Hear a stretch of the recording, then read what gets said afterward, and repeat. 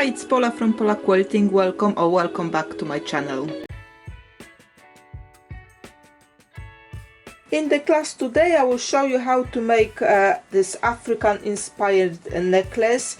I've used here on this example African fabrics I had, but today I will be working with just normal scrap strips from my sewing room. They are not African, just something I liked. And to make this necklace, what you will need is 3 strips of 2.5 inches scraps. Again, you choose whatever colors you like.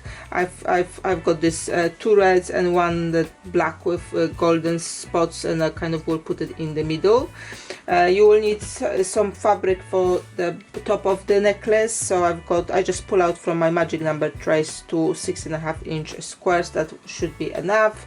You will need some fusible interfacing, either lightweight or medium weight. Again, not a lot, just a little bit for the top of the necklace. You will need your zipper foot, or if you don't have a zipper foot but your machine can move the needle, that will work as well. You will need a lighter, and you will need a string. So my string I bought in a kind of in car section in one of the big stores. I think it's a standard width of it about, I don't know, if I look at it this way, it's about 1/2 inch, a little bit less. So not very thick. Obviously you can use any string you've got. I would go for the thicker rather than thinner. You want a little bit of kind of, you know, thickness to that necklace. Could be thicker than this one, but I wouldn't go thinner than this one, let's say it that way. Overall you will need about 50 inches of that rope. Just don't cut it into pieces. I will show you why when we get to the sewing. So first I will prepare my strips. I need 3 lengths, as you can see here, of those strips. I will tell you the lengths, but I have also prepared a free handout, so go to the link below. You will find it all there where to download it from.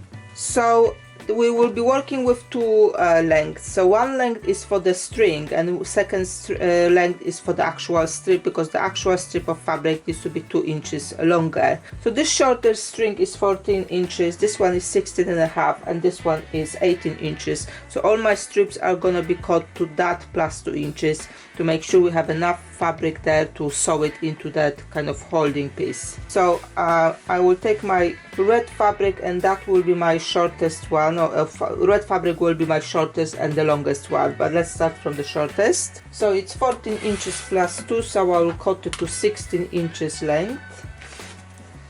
Then my longest piece, again red, will be 18 inches plus 2, so I will cut it to 20 inches. I should have enough of this one here.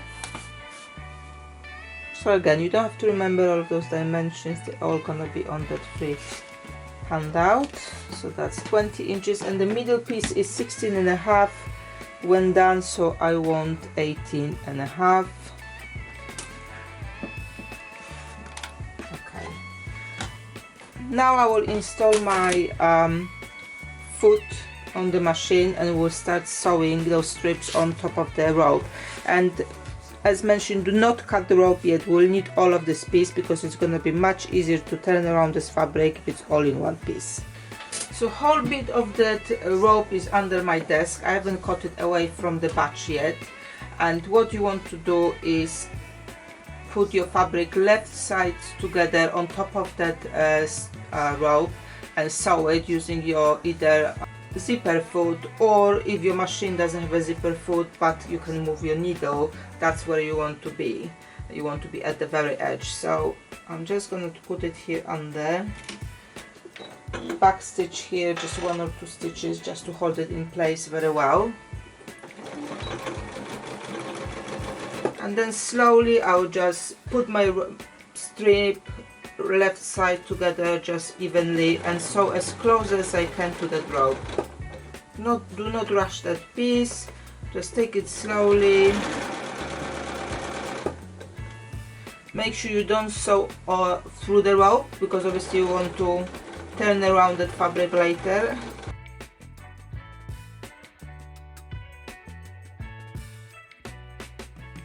Now I'm not going to be cutting anything away here. I'm just going to pull that rope here a little bit more so I know it doesn't slide out here from the edge.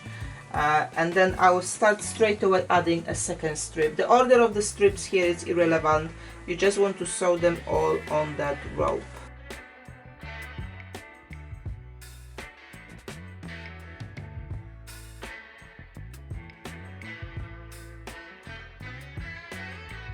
And again I finish my second strip and I will carry on with the third one. No, I'm not cutting anything, I'm not dividing the rope, I'm just carry on here.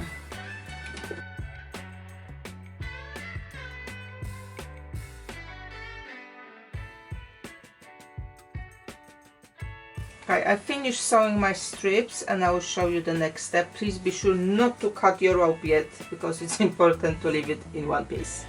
Okay, so the next step is going to be just to trim those strips. So how much you will have left here will depend how thick your rope was, but you want to leave about 1/4 of the inch for seam allowance here.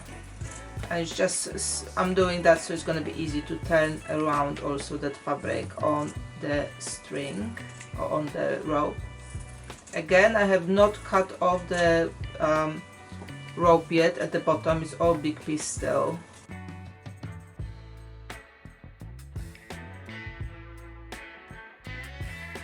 Okay, so I'm going back to the strip which is at the very bottom of where the bundle kind of the string is. So that was the last strip I have sewn. And here at the bottom I will just trim that seam a little bit more on diagonal here, just to make it slightly less here than it was above. And I just need a little bit of thread. And I want to sew literally few stitches where my seam is, or where that stitching is. I want to sew it to that rope, literally with few stitches. We were going to remove it later, so we don't want to be too hard to do it. So few big stitches here. I'm not even kind of finishing with any knot or anything, just literally just to hold it in place. And then you want to do a few stitches on the other side of that fabric as well. Again, just very close, I'm not going very out of that fabric, just literally just by the edge of the fabric. Just few big stitches here, just so that fabric is held in place on the rope. So few stitches here. Again, I'm not putting any knot here, and I'm done. So what I want to do is very slowly now, I'm just holding a couple inches above that or even closer, trying to pull that fabric on itself. And just take some fabrics from the top here. You don't want to pull too much at the kind of same time, because it's just gonna roll in here and you will not slide down lower here. Literally just 1/2 inch at the time. Trying to grab that string, the rope there at the top. I put too much here and it didn't fold, so I just need to reverse and literally 1/2 inch at the time and slowly pull it down on that rope. That's why I was saying do not cut off the rope yet, because we need all that length here to turn around that fabric. It is slow, especially if you sew quite tight around that rope. If you leave yourself a more gap there or between the rope and where you're stitching, it will be much easier. But literally, as you can see, it's the length of my thumb here where I'm grabbing that fabric, and I'm just pulling it down slowly.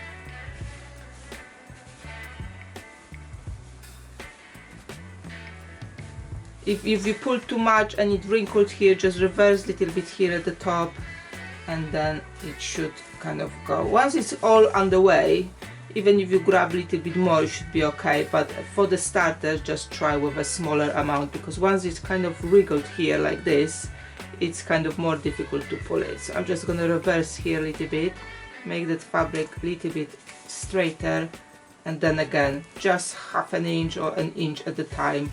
It works much better. Here we go, we're at the end of that rope, all turned around nice and snugly. So where I'm back now to where the stitches, where I want to remove those stitches, we don't need them anymore, because most likely I would like to slide all that strip towards the top there later. So just remove them quickly. But again, I'm not cutting anything yet because I need to now turn around the other two strips as well. So again, I'm just gonna narrow down here the seam allowance a little bit more here, and it might help to do the same at the top as well. Actually, let's do it, because I did struggle at the end turning it there. So now I will take a few stitches on both sides of that string, and I'll just pull from the top so I've got them closer. Okay, and again, just small amount, half an inch at a time, and slowly turn it around. This one came much easier. I think I must have not sewn that so close to that edge there, so yeah, you probably don't want to be as tight there with that seam allowance. Okay, nicely. Now I'll just remove those stitches again. Okay, and the last piece to go. All my 3 strips are now turned around, so they are lower on that rope than before, obviously, because I was pushing them down, but that's okay, we move it. So I'm just gonna switch this first one towards the beginning of the rope, and I have my lighter, and make sure you secure your edge here because they like to fray. So if you make sure you use the lighter to secure it, it's the one with like a plastic core, so it will melt nicely, and then you can just nicely finish off. I'll slide that fabric. Make sure you don't accidentally come out of the rope when you're sliding it towards the beginning. And then the first rope was 14 inches.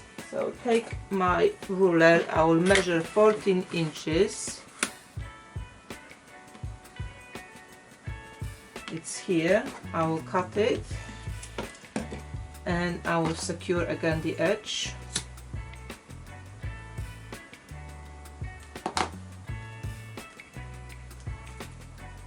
And then I can take that strip out, but not too much on this side. We're leaving 1 inch on both sides, so hold to the rope here when you're pulling it down so it doesn't come off. So what you want to do is you have now the string inside, and you should have about 1 inch on both sides which is loose. So again, I will just secure that rope now, making sure it doesn't fray. So the second red one finished would have been 18 inches, so I did the 20-inch strip. Yeah, so I need to cut this middle rope to 18 inches. They are not in the order of the sewing, that's why I'm just checking my notes.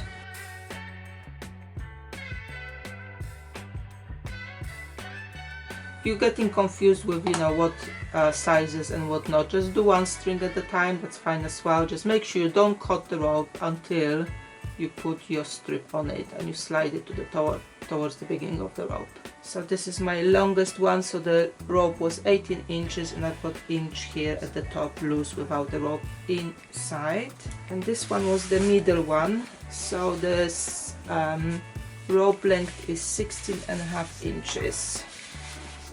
So let's put it here, 16.5.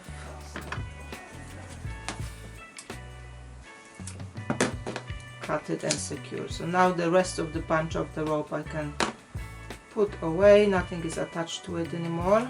Okay, so all of my 3 strings are done. So what I want to do now is take it to the machine and just stitch here to secure it in place so that the rope inside doesn't move too much. We've added 2 inches extra to the length of that strip, so you should have about 1 inch on the side, but if you've got a little bit of less because you cut your string a little bit longer, that's fine as well. As far as there's a little bit here, at least half an inch, that should be enough. So I will take it to the sewing machine and I will sew it here.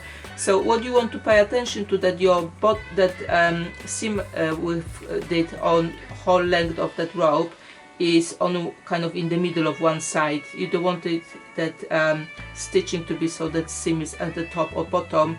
You want to have it in the middle of that stitch here. So this is where my stitch line is here for the main one. So I'm just flattening this fabric here, and I'll be putting another stitch here just at the end of that where the rope is finishing. It doesn't have to be in a very specific spot. You just want to keep that rope in place. It will help when we'll be attaching it to the top of the necklace. And I'll just go backwards here as well. I would suggest threads which are color coordinating with your fabric. I'm using beige just to show you better how it looks. So here it is, one side. But yes, you would like to use something color coordinated with your fabric so they are not that visible. I'll just cut the extra threads here just to tidy up all of that. If you use color coordinating threads, obviously you won't see any of those lines, but just for visibility for you, I'm using beige here. So I'm just gonna tidy up all of those sticking out threads. So one string is ready, and I will repeat that on all of them. So again, I'm looking for my middle seam here. It's not very well visible, but that's where that seam here is. I'm just gonna flatten the top edge here and stitch. So we've got now 3 ropes ready to be put together as a necklace, but we need the top bit now. So take a piece of scrap paper, pencil and a ruler. So what you want to do is measure when you've got this bit here put flat, what the dimension of the thing is.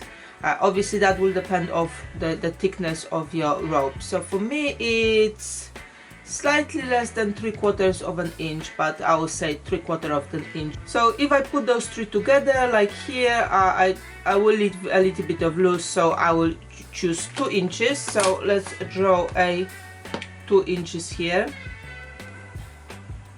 Now I've made my clasp 5 inches long, so I'll just find 1 inch and I will draw 5 inches down. So in the middle here is a 5 inch, I will draw 5 inches. At the top I want to have a 1 inch. Now it will depend how you want to actually finish or how you want to kind of put that clasp together. So here I've used a snap. On the one I'm making now I will use a button. So that's another option. Also you could use maybe some magnetic clasps they're available, or even just attach the ribbon to it. So I think for any combination you want to put here, that 1 inch should be enough, but just see what or think about how you want to finish it, and then you may like to adjust this measurement. I will go with 1 inch and I will use a just normal button to close it. So I'm just gonna draw 1 inch here at the top, in the middle, and I will just connect those points here. And that's the shape of the closing. So let me cut it out from the paper.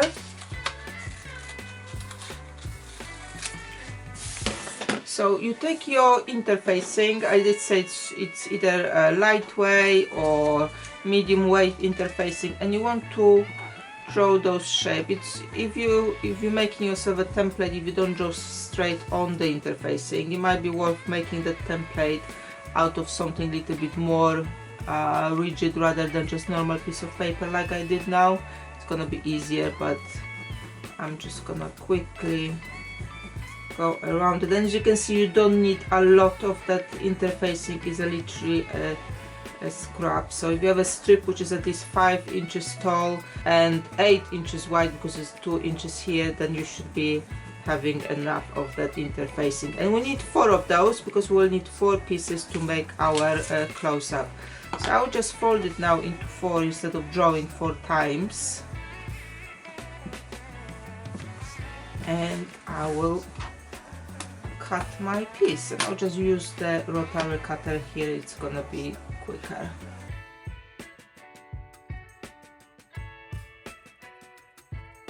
So now that we've got our interfacing ready, now you need the fabric.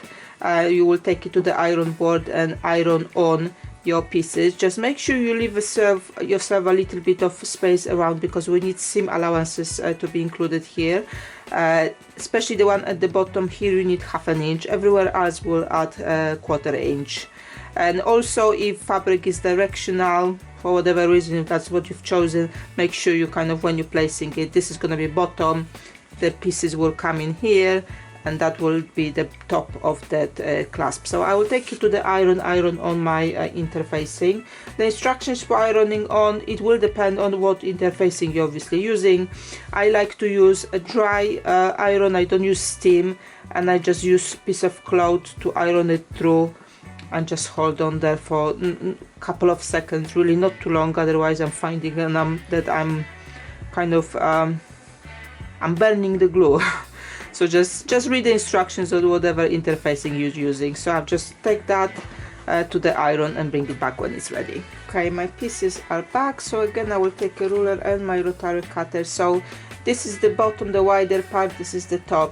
Here on the sides and the top I want a 1/4 inch allowance, and I want 1/2 at the bottom, and I will just use my ruler here to cut it out. So I'm just adding that 1/4 inch here onto the fabric away from my interfacing,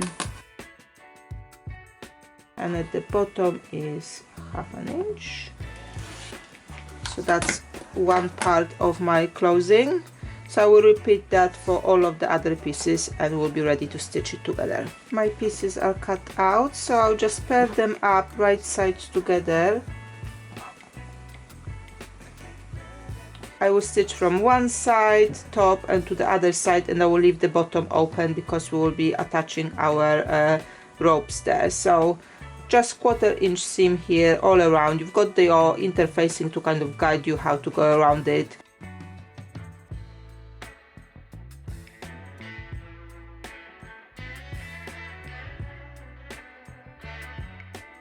Okay, so I will just slightly trim off the corners here at the top, so when we're turning them around they're not gonna be that bulky here. And turn around to the right side.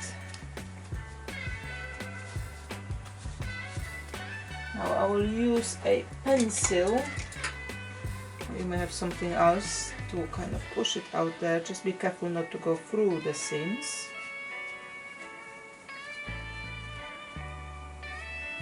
And then I will use the other side of my pencil. It's not very sharp pencil, this one is quite blunt, which is quite good because I know I will not go through that corner there, but you want to push it out, those corners there nicely. There we go. One, and I will put that here, and I will take it to the iron to iron it as well. Just make it nice and flat. I'm just starting from ironing just normal flat. I'm not worried about the bottom yet. I just want to have a nice flat pieces here. If something needs readjusting, you can do it at this point. I've got some threads here hanging out, so I'll just take some scissors and trim it as well, just so it doesn't disturb me here. And then I will fold it here at the right side for now, that bit which is without our interfacing, and I will just iron it as well here, just to give me a line where that fold is. That was 1/2 inch and 1/2 inch here, and then now I know where that fold is. I can go and do it to the inside, and again iron it on. When I'm folding here, I'm starting from the sides because they are slightly wider now when you're putting it in,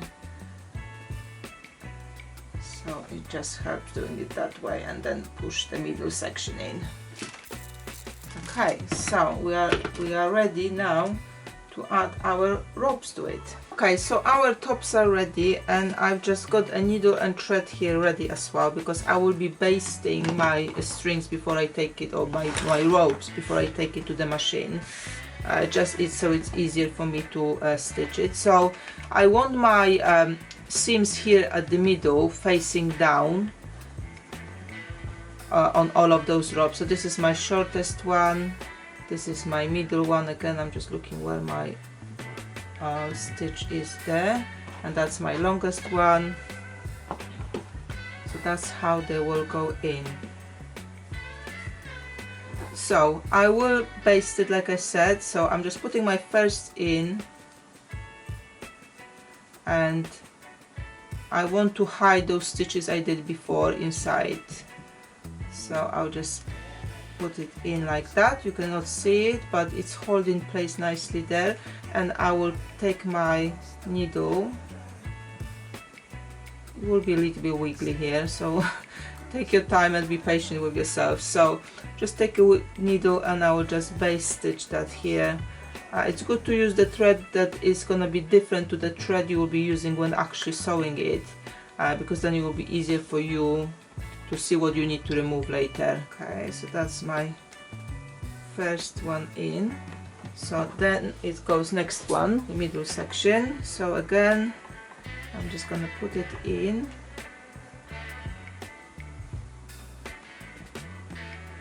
And before I stitch it, I will also put the third one just to see how it fits and where do I need to move it. Do I want to move it a little bit to the middle, or do I need to squish it? It depends how big that triangle you've made or that clasp. So I don't think I need to squish it too much.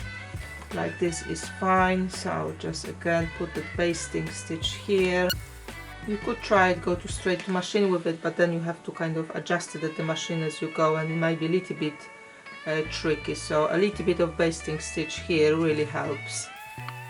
It doesn't take that much time, but it will help you to make it nicer and cleaner. Okay, and then I've got the last one. Again, just make sure your seam on the rope is going down. Just attach here. The previous stitch is hiding in. If it doesn't hide, remove it and maybe restitch it if you want at this point. That stitch was there just to make sure it's kind of holding the right direction and the rope doesn't move whilst you're working on it. So you could potentially remove it if you like, or if you have to, if that's what you feel it's best at this point of time. So here we go. For me, I don't have to remove it. It was quite low, so it's gonna be hidden by my clasp. Just big stitches here. It's literally just to hold it in place for you. It's better than using pins. I don't think pins would work here very well. It's just not much to hold on to, and you want to kind of make sure they're going in the right direction. So a few more just to make sure they don't fall out whilst I'm working on it. And I will repeat the same process on the other side. Here will be good to change the sewing thread into something that you will not see that well on that fabric, just to hide it. So before I stitch it, I will just bend it a little bit, because that rope needs to kind of adjust to the shape you want to give it to. So if you do it a few times, it will definitely sit better later. Okay, so I'm ready to attach the other side. Now that this is all nicely basted, I will take it to the sewing machine, and I will again use the zipper foot to top stitch here on this side at least 2-3 times to secure those ropes, to make sure they don't kind of disattach themselves. You can also top stitch all around if you like, and choose the color of the thread which kind of blends with your fabric. The top stitching here is optional. You don't have to if you don't like to, but you definitely want to go a few times on that seam here. Now, to get the better access here for stitching, what you want to do is just push that rope away from the seam. It is quite pliable here, so just push it away as far as you can, and then pin it so it doesn't move. So you will have a more here empty fabric whilst you're sewing, so it's going to be easier to get to the edge and easier to kind of top stitch it, so it won't disturb the presser foot when you're going through it. So I'm just going to do it here, and I'm just going to do it on that last one literally just push it down with your finger. It should go at least 1/4 inch lower to allow you for that access here. So now you have a nice flat surface here, so you can sew through. Should be able with that, if you've done that, you should be able to also turn around and have enough space here for the presser foot to go on the other side without changing any settings. And then I'll just go around and top stitch that element all around.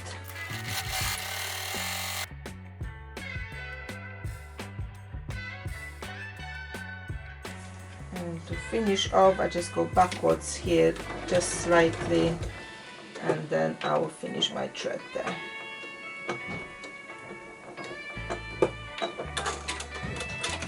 Done. I can remove my pins here, and I will do the same thing on the other side.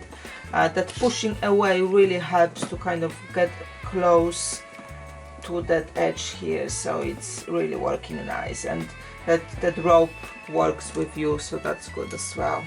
So now I can remove my threads which were used to baste it. We don't need those anymore. And the next step will be to make a buttonhole. The buttonhole you can do either by hand or using your machine. Most of the machines now coming with the buttonhole foot. So just read the instruction on your sewing machine how to make it. Or if you don't have that function, I will kind of make a simplified version here of the buttonhole. So before we carry on with the project, let's just round up where you can find me and how you can support my work. First of all, please subscribe to my channel and watch videos as I'm posting them without skipping the adverts, please. Please comment against the videos because that helps to push them out to wider audience, and don't forget to share with your quilting friends. Join my network either on Facebook or Instagram. All the links how and where are in the description below. Where you see my posts either on Facebook or Instagram, please like, share and comment on them. If you like to add something extra, I've got now membership available through the YouTube. You can also use a super thanks on YouTube or buy me a virtual tea, coffee or lunch using a form on my website. You can also support me by subscribing to my newsletter via my website. That will help me to notify you when I publish new videos or blog posts, or maybe there are some items available to purchase on my website. However you decide to support this channel, thank you very much for being here, and I hope you enjoy the content. I do have a buttonhole foot, but if you don't have, this is how you can do it as well. So I'm just setting my needle to a very narrow zigzag stitch. You may like to check it on a piece of fabric scrap how that narrow stitch looks. So let's just check that. I really want to have a narrow, so I've got it set up to 1.7 and it will be fine for the width, but I want to have it very close to each other. So I finished up with the setup 1.7 wide, so you know 1.5 if you have on your machine, and then 0.5 width or distance between stitches to stitches. Very narrow, very close to each other. So what you want to do is take a button you want to use for it and measure it. And mine is slightly over 3/4 of the inch. Find the middle of your clasp. So I'm going about 1/2 inch from the top edge of that necklace. So that's my middle, and that's my 1/2 inch below the start line. And I will measure here that size of my button, and I'm using heat erased pen, but you can use obviously whatever else you marking tool you've got, which can kind of disappear, so later is either water soluble or heat removable. So I've got my line, and I will go around and I will do one stitching on the right side of that line and one stitching of the left side of that line with my very narrow zigzag. Then I will cut in the middle and then kind of tidy up that edge. This is how my mom taught me how to make the zipper holes when the machines were not there to do it for us. So I'm just using hand cranking here to find if I'm coming to the right spot here with my zigzag. So I'm just literally doing 2-3 stitches here just to see if I'm the right spot. I am. And now I can carry on here. So I came to the end and I will do a few stitches on the spot. I haven't changed the setting on the machine because that stitches are so close to each other. I just hold the fabric here instead. And I will turn around. Again, I will hand crank here just to make sure I'm coming in the right spot. I don't want to go all over the stitches I did on the other side, so I just want to move ever so slightly. I want to have a small hole in the middle. Again, I've folded the fabric so it doesn't move anywhere, and now I'm carrying on with my zigzag. Again, I will hold the fabric here at the end, and I will just go on the shorter side, backwards and forwards here a little bit, and I'm done.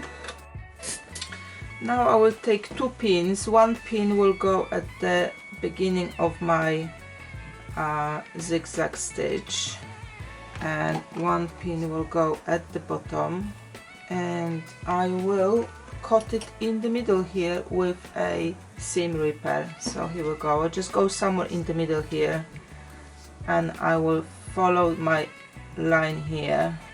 If it doesn't go, just find yourself a small scissors. I've put those pins there so I don't go beyond the lines I want to cut into. It will stop there, it will not go any further. Here we go, and then I will go to the other side and do the same thing. Now I will first see if my button goes finely through. It does. So now I can go around that hole again, and I will be stretching it because obviously I don't want to close it. You can now set up your stitch length width to the little bit wider zigzag. Doesn't have to be that narrow anymore, and you just want to make sure you're kind of going like you would kind of finish off any fabric with the zigzag that you need to finish off nicely. Just going slowly here, just paying attention to make sure I don't zigzag over the other side. Just gonna cut the threads I started with so they are not there to disturb the stitching, and I can go other direction again. Don't go fast, make sure you move away the fabric here, so do not close the gap we just created.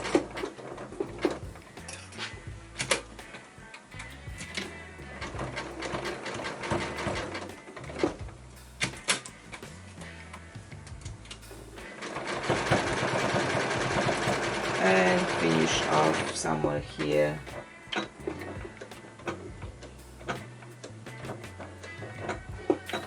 So it would have been much easier if you have used a foot for a buttonholes, but if you don't have one, this is the way to do it as well. So just remove all the threads which are not necessary now from the bottom. Just check in the middle here if there's nothing sticking out, just remove any remnants there. And let's see if our button still can go through it. Yeah, coming through. So the only thing remaining now is to sew on that button on the other side, and the necklace is going to be ready to be put on.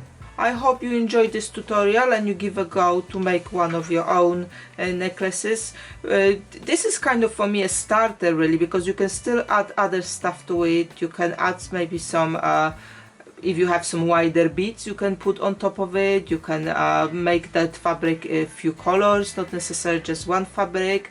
You can make I don't know, you can add some embroidery thread on top of it. Really, this is just the basis to start from, and you can then make your own version of it with kind of different elements.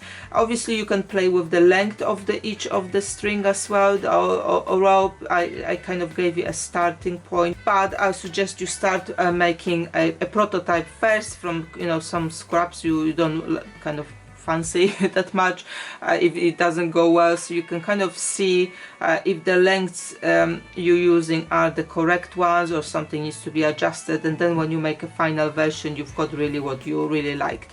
So just give it a go. It's fun thing to make, and like I said at the beginning, you can customize it to any colors you need for the day. Even it's not that long to make one, so if you think you need something for evening or something for next day and you have nothing to wear with your clothes, then that's one thing you can quickly make and it really will look nicely. Obviously you can make it for the gift. It's quick to make, and you can then again make it in the maybe your friends favorite colors, so you know they will wear it as well.